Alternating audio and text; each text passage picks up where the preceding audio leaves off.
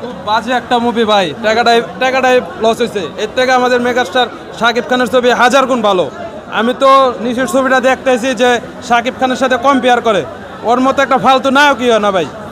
ওর ছবিতে আমার বরবাদ 100-তে 100, আর দাগি ছবি একটা বাজে ছবি ভাই। ওর ছবি দেখে আমার ছ্যাপ মারতে মন চাইছে। সমাজে আসে না, পরিবার নিয়ে ছবি দেখা যায় না ভাই। আর আমি তো শাকিব খানের ভক্ত ভাই, পাগলা ভক্ত শাকিব খানের। আমি নিশুর ছবিটা দেখতে আইছি, দাগির ছবিটা, মানে ও শাকিব খানের সাথে কম্পেয়ার করে, এর জন্য দেখতেছিলাম। কিন্তু খুব বাজে একটা ছবি ভাই, টাকাটা এমন নষ্ট, 100% নষ্ট হবে।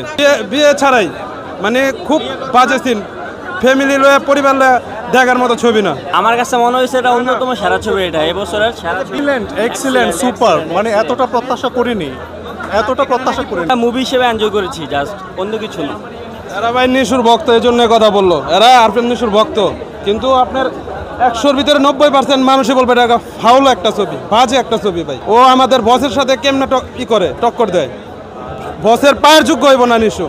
মুভি কেমন ছিল? আর ভাই দুর্দান্ত, কেমন ছিল? আরো ফালতু মুভি আমার না, কারোই মনে হয় না ভালো ভাই। আসলে হজবর লোক এন্টারটেনমেন্ট কই, সেটা তো আছে ভাই, আর ভালোই লাগে এন্টারটেনমেন্ট, সমস্যা নাই, কিন্তু আসলে এন্টারটেনমেন্ট কই, কোনো অ্যাকশন নাই, কোনো ইয়া নাই, মনে হলো টেলিফিল্ম দেখে গেছি, তাই না?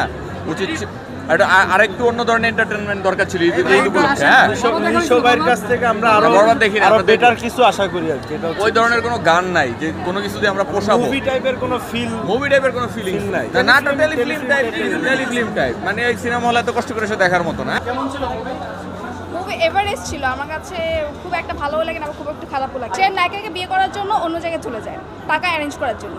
অনেক এসব নিয়ে কথা বলতে পারবো না। এটা হচ্ছে আমাদের জীবন, লাইফ স্টাইলটা, আমাদের বাস্তব জীবনে যেটা ঘটে যায় ওইটা নিয়ে কিন্তু মুভিটা করা হয়। তো এখানে সব কিছু মিলিয়ে দেখানো হয়েছে। এভারেজ। অনেকে বলতেছে টেলিফিল্ম দেখতে আসলাম, এরকম মনে হয়? হ্যাঁ, কাইন্ড অফ টেলিফিল্মের মতো।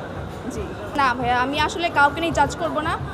নিশো ভাইয়ার জায়গায়, সাকিব ভাইয়ার জায়গায়, দুজনের জায়গায় ঠিক আছে, না তুলনা হয় না।